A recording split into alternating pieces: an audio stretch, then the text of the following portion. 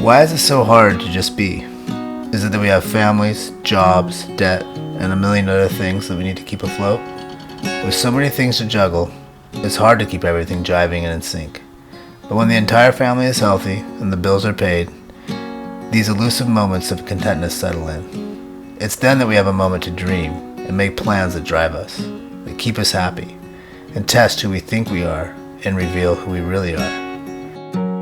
The objective was simple: sail from Squamish, BC to the fabled Princess Louisa Inlet with a crew of guys that were willing to suffer a bit with hopes of scoring good conditions to ski in this stunning yet fickle inlet. Our crew consisted of Jeff Palouf, Chris Christie, Matt Elliott, Eric Gindlisberger, and myself, Vance Shaw. There wasn't enough snow during early winter, so we were forced to push back our departure date. When it finally did snow, it went coastal on us and dumped over 200 centimeters in a few days.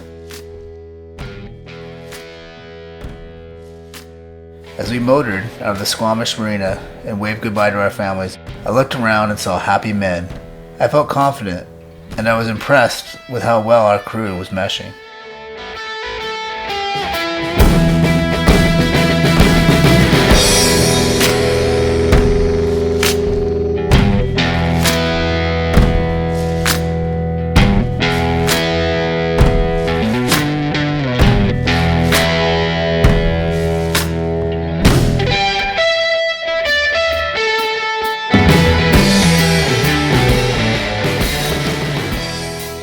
As we became more confident as a crew, the wind steadily increased, and Mother Nature seemed bothered by our nonchalant reaction to her foul mood. She soon produced a gust to remind us who was making the calls and to respect her at all times. It was time to be tested. I yelled at the crew to bring in the headsail while I was at the helm to keep the bow into the wind. We woke to snow on the Maya Sea and only storm force winds, 20 to 30 knots, which is good sailing. After a quick search for coffee and some breakfast, it was time to hoist some sails. The wind had shifted overnight and was now blowing from the south, which is perfect for us. We were in the Strait of Georgia and headed for shelter in Pender Harbor, 6 hours sail away. As the day moved on, we got into a groove, and for the first time on the trip, there was time to enjoy the moment.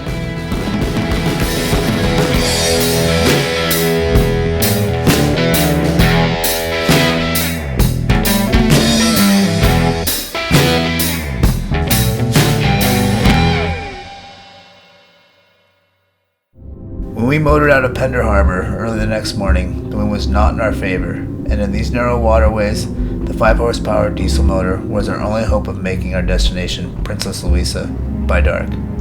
We had multiple tasks ahead, but none of them were more daunting than getting through the Princess Louisa Narrows at slack tide. The deeper we traveled into the Jervis Inlet, the less the wind blew. This was to be the point where the local climate changed, and we were now traveling through ice. If we had our calculations wrong, we would not be the first boat to go down in these waters. Just over an hour later in the darkness that only a wild place can produce, we found the Princess Louisa dock, void of anything other than animals and organisms that call this place home.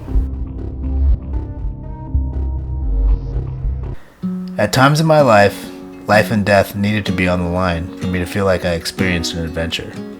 But as I mature, I've lost close friends, and now I have a family that depends on me, so I've adjusted what is required to satisfy my need for adventure. Since we left Squamish, our guide, JF, was getting avalanche information from both the Whistler Ski Patrol and the Canadian Avalanche Center. The news was never good.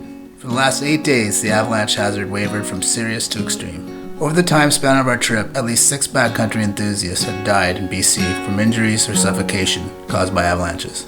We were once again in a situation that required a critical decision that could make or break us. We left Pender Harbor with sunny skies and a mellow breeze of 10 to 15 knots on our bow. Suddenly our adventure was like a spring day of sailing with no daunting objective ahead or serious crux with unknown factors.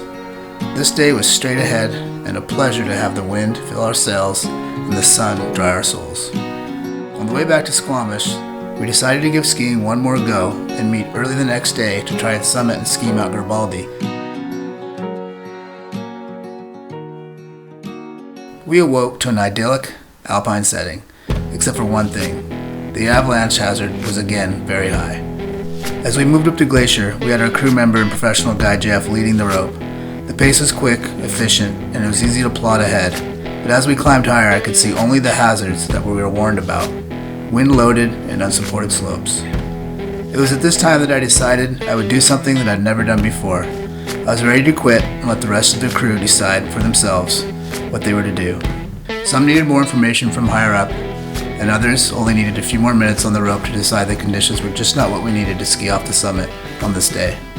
It's still about the challenge, but as we grow wiser, it makes sense to test our mettle against our strengths that are still improving, like our ability to understand the nature of things, endurance, patience, and the acceptance that it will not always go our way.